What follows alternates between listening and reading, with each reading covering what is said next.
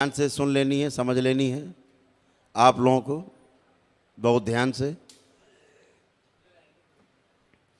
कि ये चिकित्सा जो आपकी है स्थायी है, पूरी तरह से मतलब परमानेंट, हमेशा हमेशा के लिए स्वस्थ रहने वाली।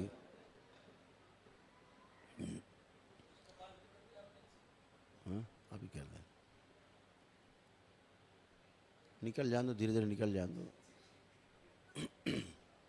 निकलती रहेगी, अभी उड़ी रही है, अभी गंदगी उड़ रही है, अभी निकली तो है नहीं पूरी। तो ये आपकी वो चिकित्सा हुई है, हो रही है, जो हमेशा हमेशा के लिए आप स्वस्थ बने रहें, जो जो गंदगी निकाली गई है। सबसे बड़ी जो समस्या है वो आपके चिंतन की है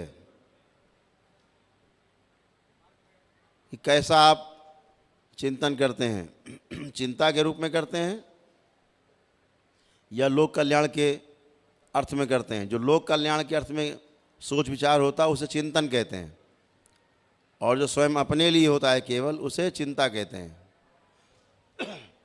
तो कैसा आपका सोच विचार है, इस पर भी आपका स्वास्थ्य डिपेंड करता है भविष्य में। आज की तारीख में आपकी सारी गंदगी, एक भी गंदगी आपकी शेष नहीं है कि कुछ भी निकाला जा सके गंदगी।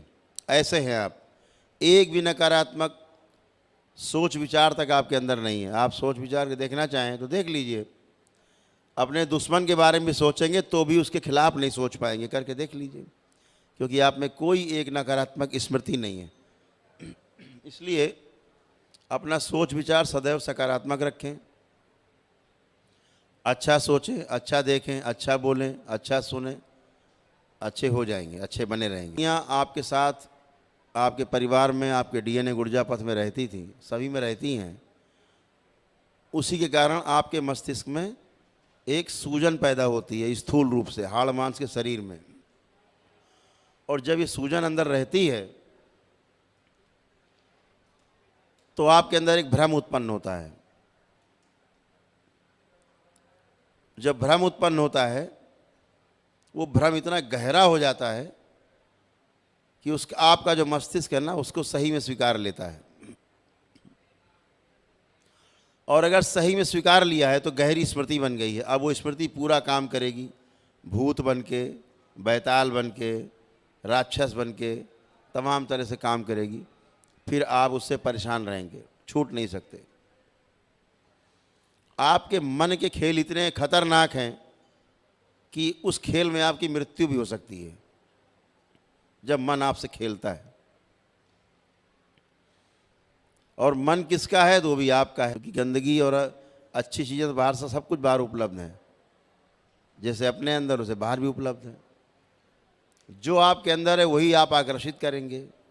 अगर आपके अंदर गंदगी है तो बाहर से आप गंदगी को आकर्षित करेंगे। आपके अंदर अच्छी चीज़ें हैं, अच्छाई, अच्छी सोच है, तो बाहर से अच्छी चीज़ें आप आकर्षित करेंगे, वही आएंगे। तो आपको सोच विचार पे अपने थोड़ा सा ध्यान जरूर देना है। तो जो आपके मस्तिष्क में सूजन हो जाती है, फिर भ्रम उत्पन्न होते हैं, भ्रम के कारण रोग उत्पन्न होते हैं।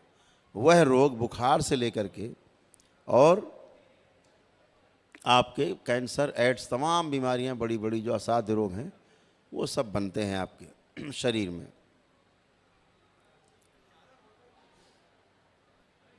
तो आपको ये भ्रम समाप्त करना है, ये सूजन हटानी है। सूजन हटाने के लिए अभी तक इस पृथ्वी में ऐसी कोई औषधि नहीं बनी है जो आपकी सूजन हटा सके। सूजन हटाने के लिए डॉक्टर एक ही बात बोलते हैं न्यूरो के, हमें आपकी सर्जरी करनी पड़ेगी, आपके ब्रेन की सर्जरी करनी पड़ेगी। तो सर्जरी करनी पड़ेगी ब्रेन की, मतलब एक और समस्या कि सूजन तो गई नहीं और खोपड़ी और फड़वा ली, हथौड़ा छेनी चलवा के, तो रही सही कसर और पूरी हो गई आपकी। तो सूजन जाने की कोई दवा नहीं बनी आज तक। दूसरा, ऐसी कोई औषधि भी नहीं बनी आज तक जो आपके मस्तिष्क में प्रवेश करा दे डॉक्टर सीधे, तो वहाँ फ़ायदा होने लगे, तो वो भी नहीं है। तो फिर क्या करते हैं न्यूरो के डॉक्टर साहब? आपको बेवकूफ़ बनाते हैं। क्यों? खुद ही बेवकूफ़ हैं, बेचारों को पता ही नहीं ये समस्या कहाँ पे है। आपको शायद पता ना हो कि हमारे मस्तिष्क में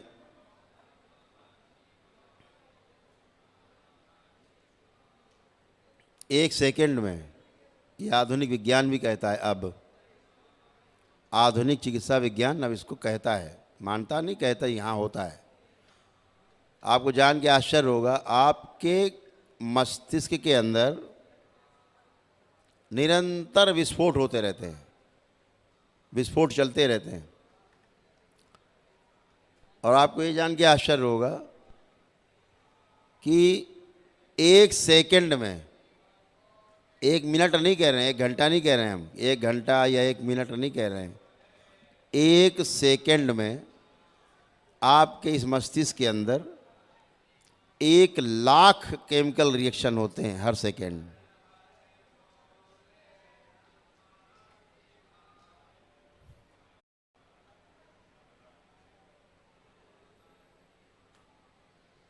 इसलिए इस मस्तिष्क को समझ पाना आदमी के बस की बात नहीं। क्यों? क्योंकि इसे आदमी ने नहीं बनाया है। जो चीज़ आदमी ने नहीं बनाई है और स्वयं उसमें लगी हुई है, उसको समझ पाना थोड़ा मुश्किल काम है।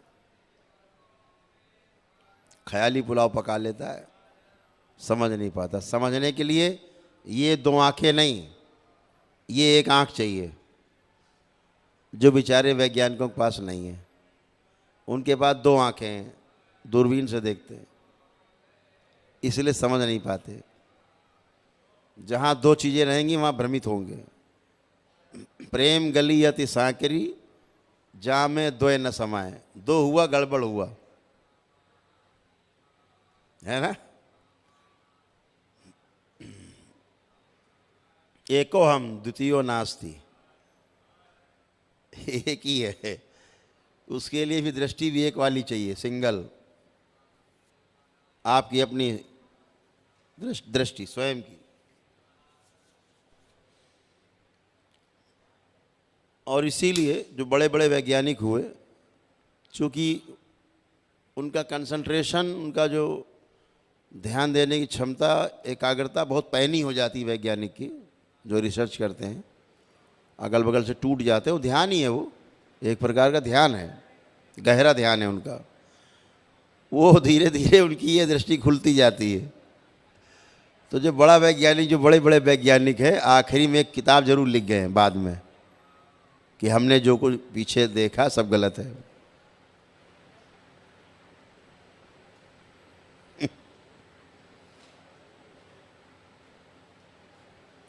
क्योंकि वो धीरे धीरे विज्ञानी से ज्ञानी बन जाता है, फिर उसकी 2 दृष्टि जो है वो बंद होकर के सिंगल वाली खुल जाती है।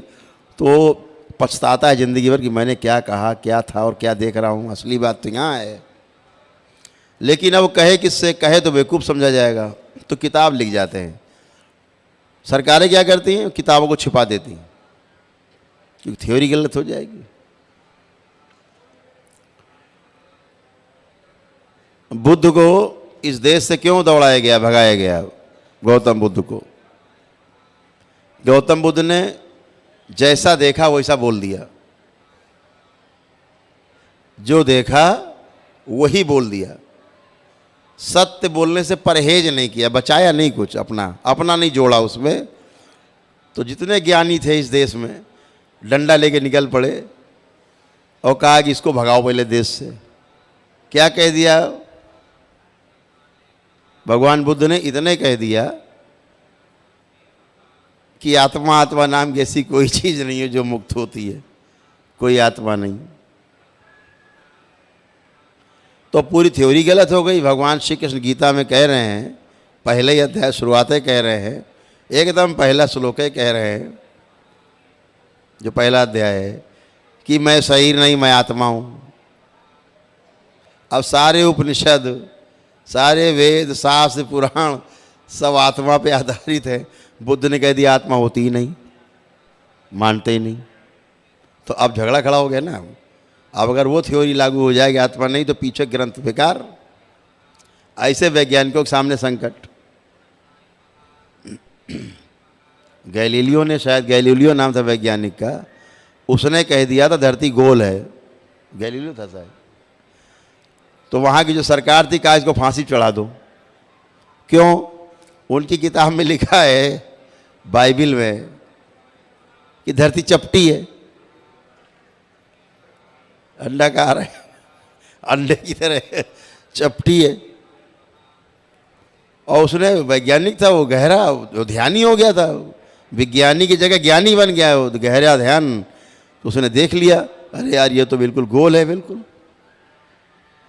तो उसने कह दिया धरती चपटी नहीं धरती गोल, कह इसको फांसी चढ़ाओ, पहले इसको लाओ। अब वो लाए गए भाई, कब बताओ भाई धरती गोल है कि चपटी है? तो उनका नहीं नहीं प्रभु धरती चिपटी है, गोल है ही नहीं, बिल्कुल चिपटी है, अंडे की तरह। जान बचाओ किसी तरह इनसे। तो जान बचाई तो सही बात कहने नहीं देंगे। सत्य सुनना कहने से ज़्यादा खतरनाक है, कठिन है थोड़ा। तो जब हम बात करते हैं न्यूरो की, तो अभी न्यूरो डिपार्टमेंट बहुत असहाय स्थिति में है। और आपको ये जान के और आश्चर्य होगा कि जितना भी ये चिकित्सक समाज है, डॉक्टर हैं, सर्जन हैं, अगर 10 सर्जन बैठे हैं अलग अलग डिपार्टमेंट, आँखों का सर्जन हो, है ना, पेट वाला हो सर्जन अलग होता है, हृदय का जो सर्जरी करने वाला डॉक्टर सर्जन अलग होता है, ऐसे अलग अलग अंग के स्पेशलिस्ट होते हैं। हड्डी वाले अलग होते हैं स्पेशलिस्ट, दांत वाला डेंटिस्ट अलग होता है, कहे सब डॉक्टर जाते हैं। अगर 10 बैठे हों और न्यूरो का डॉक्टर आ जाए, न्यूरो का सर्जन, सब खड़े हो जाते हैं। अरे बाप रे, सबसे बड़ा बेवकूफ़ आ गया। अब वो सबसे बड़ा बेवकूफ़ है, पता ही नहीं इसको उस बारे में कुछ, चिकित्सा करे जा रहा है। हम तो कहते हैं इन चिकित्सकों से सम्मानपूर्वक कि भाई सत्य को कम से कम ना स्वीकार करो तो उसको देखने की कोशिश तो करो, देख करके गलत साबित करो उसको, कम से कम गलत तो साबित करो। अगर मान लीजिए दरबार से अपने चिकित्सा हो रही है, लोग न्यूरो के आते हैं, जैसे डिप्रेशन में लोग तमाम बैठे हैं यहाँ पे, डिप्रेशन के पेशेंट थे, दवा खा रहे हैं 10 साल से 20 साल से, अभी किसी को डिप्रेशन नहीं बचा है, एक आदमी को डिप्रेशन नहीं है, ख़त्म, और दवा खा रहे हैं 20 साल से। तो डॉक्टर साहब का कहना ज़िंदगी भर खाना है दवा। ये कौन सी चिकित्सा है भाई कि दवा ज़िंदगी भर खाना आपको डिप्रेशन की? तो डिप्रेशन जो है, धीरे धीरे क्या होता है, जब डिप्रेशन से आप बाहर नहीं निकलेंगे तो पागल हो जाएंगे, फिर आपकी लंबी चिकित्सा चलेगी। पागलपन की स्थिति में क्या होती है, आपकी हर स्मृति काली हो जाती है, जकड़ जाती है गहरे में, तो पागल हो जाते हैं आप। तो फिर डिप्रेशन से आप पागलपन में चले जाते हैं। पागल क्या करेगा? उलूल जुलूल बातें करेगा, बेसिर पैर की बातें करेगा, बड़बड़ाएगा दिन भर, वो कुछ करेगा। डिप्रेशन में और पागलपन में फ़र्क है, कभी समय मिलेगा तो अंतर समझाएंगे। डिप्रेशन यहाँ पर किसी को नहीं है।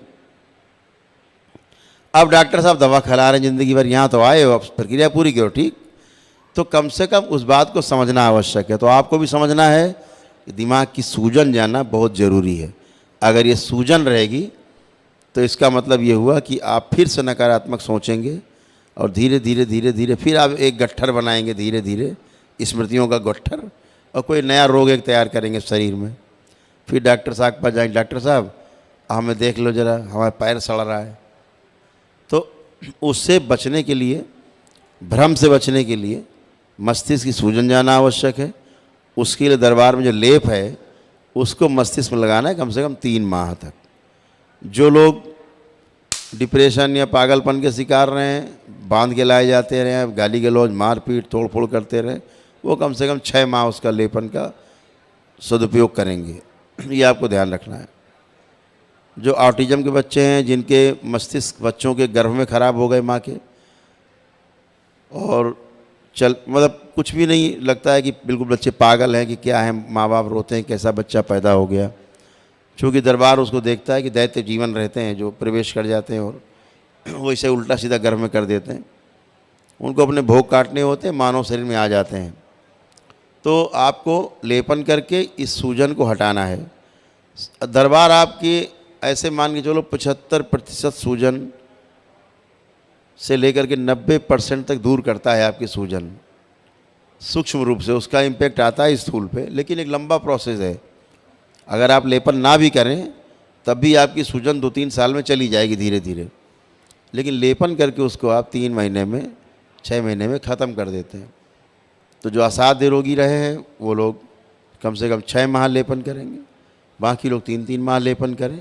लेपन जरूर करेंगे ताकि आपके रोग और कष्ट फिर आपको पलट के दोबारा नहीं बने, क्योंकि सूजन रहेगी तो नए रोग बनेंगे। ठीक है, तो इसका ध्यान रखना। दूसरा, आपको कुछ पुण्य दिए गए, जैसे एक श्री विष्णु सहस्रनाम के जप के पुण्य का अंश दिया गया और 3 रुद्राभिषेक के पुण्य दिए गए, जिसके द्वारा आपके गरीबों की हाय कट पाई, जिसके द्वारा आपके तमाम जो श्राप हैं वो कट पाए, काल सर्प दोष कट पाए। तो आप लोग आंख बंद करके देखेंगे किसी को एक सर्प नहीं दिखाई देगा, काल सर्प दोष कट गया है। तो काल सर्प दोष आपके कट गए सबके, तो आपके उसी से कटे हैं जो आपको पुण्य मिले। तो जो लोग सक्षम लोग हैं अब से लेकर के 1 वर्ष के अंदर इसको कर जरूर लेंगे। ठीक है, चाहे यहाँ दरबार में रह के करें और चाहे अपने घर में करें। दरबार में करेंगे, यहाँ किट बनी हुई है, बाकी यहाँ रुद्राभिषेक हो ही रहा, देख ही रहे हैं आप, चल ही रहे हैं सबके, तो आप यहाँ दरबार में कर सकते हैं। नहीं, अपने घर में आप ब्राह्मणों को बुला करके वहाँ, अपने पड़ोस में ब्राह्मण आपके होंगे मोहल्ले में, बुला करके विधि पूर्वक वहाँ भी कर सकते हैं। तो दोनों तरह से कर सकते हैं। तो ये आपको करना, जो सक्षम नहीं है करने में वो, लेकिन याद रखना सक्षम वाकई में नहीं है, समझ गए? कंजूस नहीं कि हाँ ठीक है अरे क्या होगा इससे, तो भी झेलना उसके आगे बैंड बजना तय है तुम्हारा, पक्का है। 1 साल बाद बैंड बजना शुरू हो जाएगा, क्योंकि पुण्य वापस हो जाएंगे 1 साल के अंदर दिए गए, तो फिर बैंड बजेगा, फिर आप लौटे थैंक यू करते हुए। तो इसलिए जो सक्षम नहीं है वाकई में, वो दरबार से प्रार्थना कर लेंगे कि बाबा हम सक्षम नहीं हैं, हम जब भी सक्षम होंगे 2-4-10 साल में, 20-25 साल में, 50 साल में जिंदा रहते कभी भी, या अगले जन्म में जब भी तड़प तड़प के फिर वैसे ही आएंगे, तो हम जरूर कर लेंगे। ठीक है, ये आप संकल्प कर लेंगे तो आपके पास पुण्य बना रहेगा, आप स्वस्थ बने रहेंगे। इसको ध्यान देना है। तो एक एक करके अभी आप लोग यहाँ खड़े होंगे, अंदर बुलाएंगे दरबार के सेवक।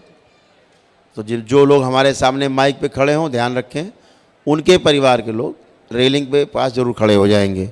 और 2 बातें और ध्यान से सुन लेनी है कि जिनके आरोग्य के हवन नहीं हुए हैं,